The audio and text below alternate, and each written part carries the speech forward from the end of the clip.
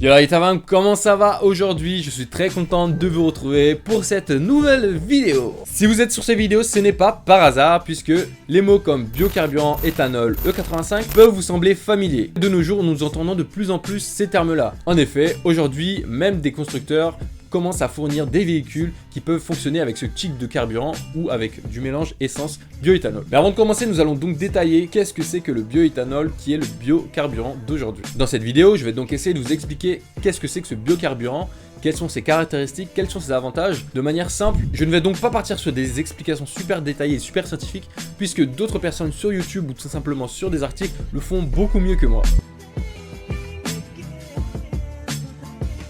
Alors pour commencer, ce biocarburant provient de la culture de betterave sucrière. D'ailleurs, en France, on produit un tiers de la production globale européenne en une année. On va donc le retrouver à la pompe avec le pistolet bleu sous le nom de 85. Celui-ci est donc un mélange d'essence et d'éthanol d'au moins 65% et qui peut varier jusqu'à 85% selon la saison. Et oui, puisqu'il est tout simplement relié à la culture de betterave sucrière. Comparé au samplon 98 au samplon 95, l'éthanol a un meilleur rendement que ces deux-là. Il est donc moins polluant que ses confrères puisqu'il est composé à un certain pourcentage de biocarburant. Mais plus précisément, comparé au SP98 que l'on retrouve de plus en plus maintenant sur toutes les pompes, est que le samplon 95 est constitué au maximum de 10% d'éthanol dans le mélange. Et bien sûr, vous avez dû remarquer son prix qui est aux alentours de 0,60 centimes le litre, tout simplement parce qu'il n'est pas soumis aux taxes liées aux hydrocarbures. Pour l'histoire, la première voiture qui a été conçue exclusivement pour consommer de l'E85 était la Ford T. Et en effet, si on voulait modifier et donc l'alimenter en SP95 ou 98, à l'époque, il fallait également faire des changements pour pouvoir la rendre compatible, tout simplement. Puis, le 85 est moins calorifique que le samplon, mais nous allons voir pourquoi c'est important dans la suite de cette vidéo. Pour récapituler sur les points positifs, le 85 est donc moins cher, il nous permet d'avoir un meilleur rendement, et en plus, il est moins polluant. Donc, est-ce qu'on pourrait dire qu'il n'y a que des avantages ? Donc on se pose maintenant la question, comment faire pour rouler avec le 85 ? Tout à l'heure j'avais parlé des constructeurs qui fournissaient déjà les véhicules totalement compatibles avec le 85. En effet, la plupart des constructeurs proposent maintenant des véhicules avec le système Flex Fuel, c'est-à-dire qu'on peut mettre soit un mélange essence et E85, soit de l'E85 total, soit de l'essence totale, au cas où par exemple on ne trouve pas de pompe E85 là où on va, tout simplement. Puisqu'il en existe en France, mais il n'y en a pas encore partout. Deuxième point, pour pouvoir rouler partiellement avec de l'E85 ou en full, c'est donc des modifications sur le moteur et sur le système d'injection. On a donc dit que l'E85 est donc moins calorifique que le samplon. Il faut donc injecter plus de carburant dans le mélange pour qu'il y ait une explosion de la même intensité. On va donc consommer 30% de plus, mais il faut que ce surplus de carburant soit suivi par les injecteurs. Il faut donc qu'il soit assez gros pour pouvoir supporter cette charge. De plus, le système d'injection et de pollution va donc ressentir des changements suite tout simplement au changement de carburant. C'est pourquoi il est également nécessaire de faire une cartographie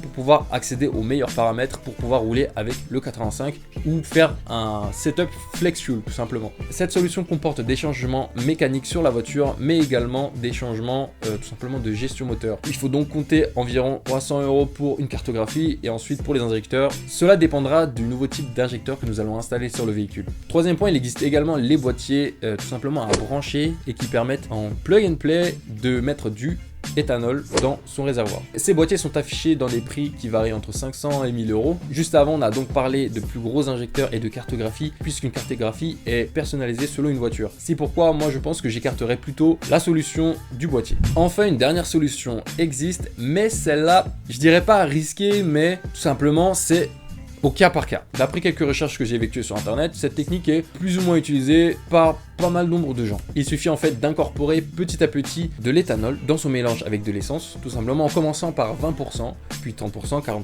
etc. afin que tout simplement le calculateur s'habitue et adapte ses nouveaux paramètres pour pouvoir consommer normalement et donc rouler normalement. Le fait de l'incorporer petit à petit va nous éviter d'avoir un voyant moteur qui s'allume puisque le calculateur va détecter une grosse anomalie d'un coup sur l'injection, sur la pollution de la voiture. Comme je l'ai dit, cette technique est à prendre au cas par cas pour les véhicules après 1993, c'est donc vraiment à faire par des petits tests, puisqu'on revient encore sur le fait que les injecteurs doivent pouvoir supporter une charge en plus, mais également l'allumage doit pouvoir également suivre, puisque l'avance à l'allumage se trouve également changée. Elle est donc moins risquée sur les moteurs après 2003, puisque les moteurs sont conçus avec des injecteurs plus gros, mais également nous avons beaucoup plus d'injections directes qui supportent donc de plus grosses pressions à l'arrivée dans la rampe tout simplement. Et bien sûr, cela est également à prendre avec des gants et y aller doucement. Nous avons donc vu les avantages, mais il y a également des inconvénients. Après quelques recherches, j'ai donc trouvé des témoignages qui expliquaient que les personnes avaient du mal à démarrer en hiver et ça faisait caler le moteur. Cela est expliqué parce que déjà l'éthanol est donc plus pauvre que le samplon 98. Comparé au SP98 qui a un point éclair à moins 43 degrés, le point éclair du E85 se trouve lui à 12 degrés, ce qui est donc difficile pour un démarrage en hiver lorsqu'on atteint des températures à 0 degrés, voire même 5 degrés. Bien sûr, pour ce qui concerne les démarrages difficiles en hiver, on peut également arranger notre setup. On peut se fournir de bougies iridium qui a un écartement d'électrodes plus grand et qui va fournir donc une plus grosse étincelle. Et l'étincelle qui va donc fournir l'explosion dans la chambre à combustion. Si l'incorporation est trop brusque, nous allons avoir un voyant moteur qui va donc s'allumer et il faudra donc revenir dans le sens inverse tout doucement pour pouvoir l'éteindre. Également dans ce sens pour l'éthanol, mais également si on veut revenir sur du samplon. Si on veut revenir sur du samplon, on doit également le faire petit à petit. Pour les véhicules anciens aussi, on peut rouler à l'éthanol, mais cela demande des modifications énormes sur le carburateur si on en a un. C'est donc gicleur plus gros, réglage de l'avance à l'allumage. Pour commencer, le mélange qui constitue un certain pourcentage d'alcool va donc abîmer les joints de carburateur plus rapidement que si c'était du samplon 95 ou 98. Et voilà donc ce qui est de mon explication pour le 85. Bien sûr, comme je vous l'ai expliqué, je n'ai pas toutes les notions sur le 85, mais j'ai essayé de recueillir un peu les informations sur mes recherches pour pouvoir vous dégrossir le sujet. Bien sûr, je vous attends dans les commentaires si vous avez des précisions à nous apporter, cela est toujours mieux pour la chaîne. Et oui, puisque c'est également tout l'intérêt de faire ce genre de sujet, c'est que nous ayons également des échanges en commentaire. Si vous avez quelque chose à appuyer, quelque chose tout simplement à ajouter ou même des témoignages, ce serait tout simplement enrichissant pour tout le monde. Et voilà, il y a également des vidéos qui vont beaucoup mieux l'expliquer que moi avec des termes beaucoup plus précis. Je vous conseille d'ailleurs celle-ci. Et j'espère que ma vidéo vous a plu. Bien sûr, on se retrouve sur les réseaux sociaux pour de nouvelles aventures. J'espère vous retrouver à très bientôt pour de nouvelles vidéos.